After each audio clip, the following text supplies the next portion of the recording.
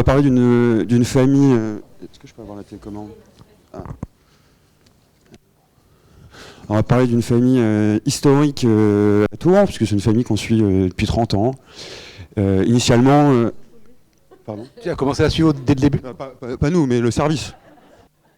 Pas nous, mais le service. Le premier patient a été décrit par Claude Morène, qui s'appelle David. David donc a un trouble du neurodéveloppement sévère, une déficience, donc avec une déficience intellectuelle, une épilepsie, un langage qui est non acquis, une marche instable, des particularités crânio-faciales décrites à type d'asymétrie, mais qui sont non spécifiques, non évocatrices de la du syndrome en question.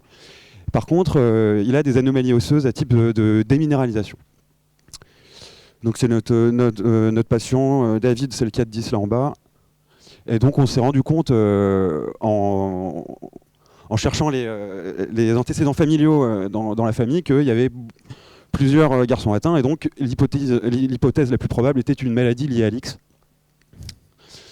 Et quand on a décrit tous ces patients de la même famille, ils avaient tous une déficience intellectuelle, une hypotonie néonatale supposée, un langage qui n'était pas acquis, une sévérité au niveau du spectre de la marche assez particulier, parce qu'on a des patients qui ne marchent pas et des patients qui arrivent à marcher mais de façon instable, des anomalies crânio-faciales qui ne sont pas reproductibles, on a quand même une asymétrie faciale, des anomalies musculo-squelettiques avec une déminéralisation et une épilepsie qui est commune, et puis après d'autres signes mais qui sont liés aussi à l'état grabataire de tous ces patients. En 99, on avait donc sur cette famille déjà, le service en tout cas a sorti un papier en faisant une étude de liaison sur cette famille.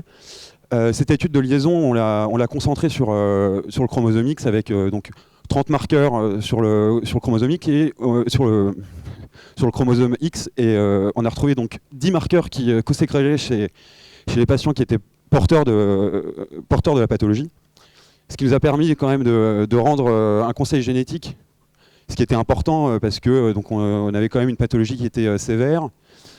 Et donc finalement, la région sur le chromosome X qui était en cause, c'est la région XP21, XP22. 15 ans plus tard, donc en 2015, la famille a été inclue dans un protocole d'étude d'exome du chromosome X via le consortium Euro-MRX. Donc c'était un séquençage ciblé sur le chromosome X et surtout sur la région XP21, XP22. On n'a pas retrouvé d'anomalie sur l'analyse des exons et des jonctions, donc les jonctions jusqu'à -5 nucléotides. Parmi les gènes mimes qui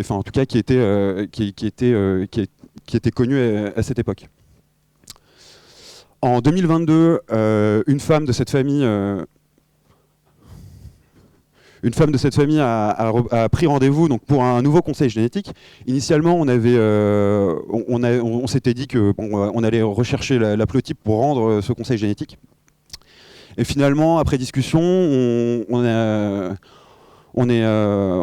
fait un exome afin d'identifier dans cette région et d'aller chercher dans d'autres régions du génome, parce que finalement, on n'avait pas d'anomalie sur le chromosome X. Essayer de retrouver donc une anomalie moléculaire pour vraiment caractériser et identifier la pathologie. Et à l'exome, finalement, donc on a retrouvé une variation intronique dans l'intron 6 donc du gène SMS qui code pour la spermine synthétase. La spermine synthétase, c'est une enzyme qui transforme la spermidine en spermine. La spermine, c'est une protéine qui rentre dans tout un tas de cascades métaboliques dans l'expression des gènes, et puis bon, qui rentre dans la composition du sperme. Ce gène SMS, il est connu parce qu'il est impliqué dans le syndrome de Snyder-Robinson. Le syndrome de Snyder-Robinson, il se trouve que c'est une maladie donc, liée à l'X avec une déficience intellectuelle et des anomalies musculo-squelettiques à type de déminéralisation osseuse, comme nos patients. Donc on a un phénotype qui concorde dans la famille, une variation qui s'égrège chez les individus qui sont atteints, en tout cas qui sont porteurs de cette pathologie. Et c'est une variation qui est absente de Gnomade. et qui affecte un nucléotide très conservé. Pourtant, malgré tous ces arguments, on ne pouvait pas conclure à la pathogénicité de la variation. Et donc, on a réalisé une PCR pour voir quel était l'impact de cette variation sur l'épissage. On a fait cette PCR et puis on a séquencé les produits de PCR. Et donc cette variation, donc là on a une vue à la mute. Cette variation, elle atteint un site de branchement, donc, qui est repéré par un algorithme bioinformatique. Et donc c'est le site de branchement le plus probable. Donc nos résultats de PCR, c'est donc on a donc notre patient contrôle. Donc on a un exon 6 et un exon 7 qui sont correctement collés, il n'y a pas de problème particulier. Et pour nos patients, notre cas index, sur notre PCR, on se retrouve avec deux bandes. La première bande, donc on se retrouve avec un transcrit normal.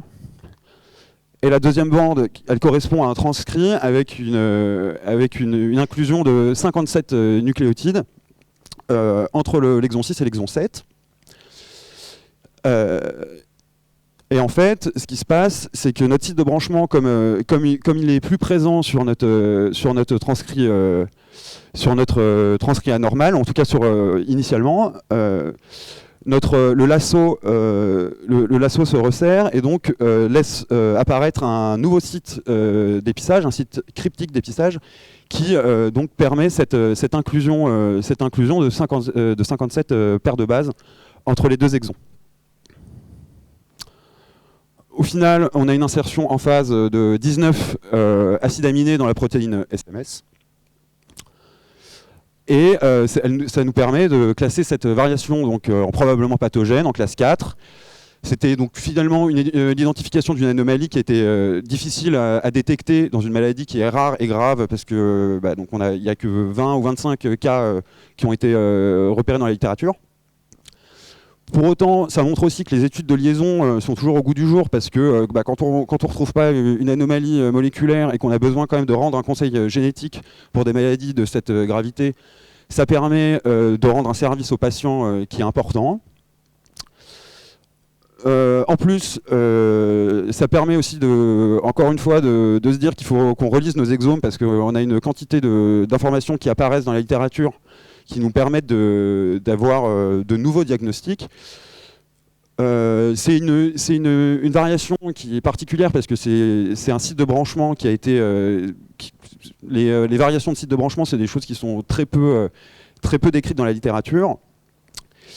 Et en tout cas, donc pour la suite, pour cette famille, on a envoyé aux États-Unis des échantillons afin de mesurer l'activité enzymatique de la protéine SMS et de mesurer l'activité de la spermidine par rapport à la spermine. Je vous remercie de m'avoir écouté et je remercie le secteur de génétique moléculaire du CHU de Tours de m'avoir donné toutes les données pour réaliser cette présentation, le secteur de génétique clinique pour avoir décrit ces patients, et puis le professeur Annick Toutain pour avoir suggéré ce topo. Merci beaucoup.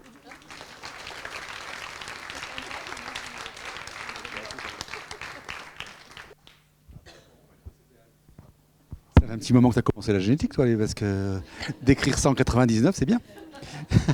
Non, je plaisante. Non, est-ce qu'il y a des questions? Moi, j'en ai une. Il se trouve que la spermidine est impliquée dans un processus qui s'appelle l'usmilation. C'est la spermine. Oui. Et donc, tout ce qui intervient dans ce processus-là, depuis donc là, donne des retards mentaux, des déficiences intellectuelles. Donc c'est une protéine extrêmement importante pour ça. Mais la spermine et la spermidine, là, en travaillant le sujet, c'est des protéines qui sont dans dans beaucoup de cascades métaboliques pour l'expression des gènes, et donc c'est pas étonnant qu'il y ait des retards intellectuels. Non, je te dis, donc il y a un processus particulier qui s'appelle l'usmilation, qui est de mettre la spermidine sur un facteur d'élongation, et tout ce qui intervient dans ce processus-là donne des déficiences intellectuelles. Okay. Donc l'absence de cette protéine-là doit aussi intervenir là-dedans. Oui. Voilà. Ok. Pardon. Juste, est-ce que vous avez recontacté l'équipe qui avait fait les exomes sur l'X, l'exome de l'X, Non, pour leur dire? Ça Non. serait intéressant. c'est 2015. 2015. L'exome sur l'X, c'est 2015. L'étude de liaison 99, mais D'autres questions? Oui?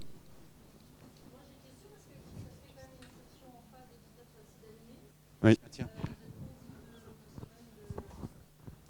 De vos peines pour le prouver, parce que si c'est une insertion en phase de 19 acides aminés, je ne suis pas sûre qu'effectivement le produit d'aspermidine soit diminué, et ça risque peut-être d'un... Je me posais la question si je l'aurais classé en classe 4 d'emblée. Moi. je comprends, mais c'est pour ça qu'on envoie quand même pour confirmer, tout ce qui est... Je serais intéressée de voir si effectivement la spermidine, la protéine va être... elle peut être présente. Et c'est le fonctionnel qui va être intéressant. Oui, bah oui. Et pas le dosage. Bah, on l'a envoyé aux États-Unis. Pardon.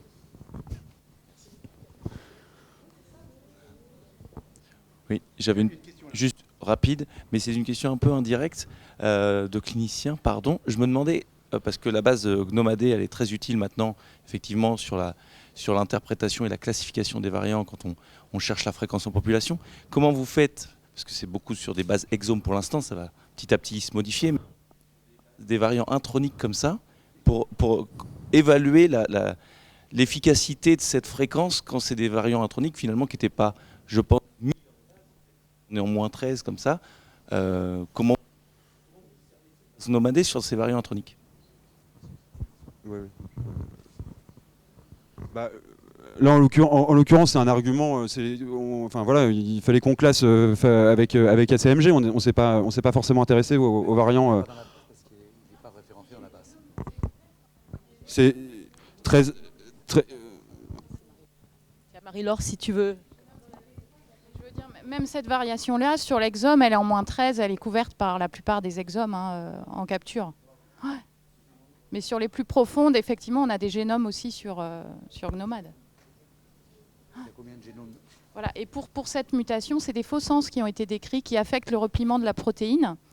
Et donc, on imagine quand même que l'insertion de 19 acides aminés va affecter aussi l'homodimérisation de SMS. Donc, voilà, pour répondre à Agnès.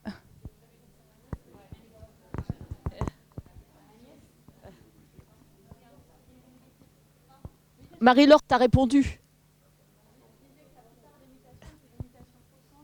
Le repliement de la protéine SMS. Donc on peut imaginer que là, l'insertion de 19 acides aminés va aussi affecter le repliement de la protéine SMS et son homodimérisation aussi. Voilà. Et c'est des pertes de fonction qui sont partielles, qui ne sont pas totales, parce que les tronquants en fait sont létaux. Il y a eu une mutation troncante décrite avec perte complète d'expression de SMS et le patient est décédé très tôt. Il y a peut-être un moyen de connaître l'activité enzymatique, non? C'est ce qu'on va faire. C'est pour ça qu'on va essayer d'envoyer. C'est pas fait encore, mais on voudrait envoyer les lignées lymphoblastoïdes aux États-Unis. Là, il faut qu'on fasse un MTA. Donc là, ça va être la difficulté, ça va être de faire le contrat de transfert.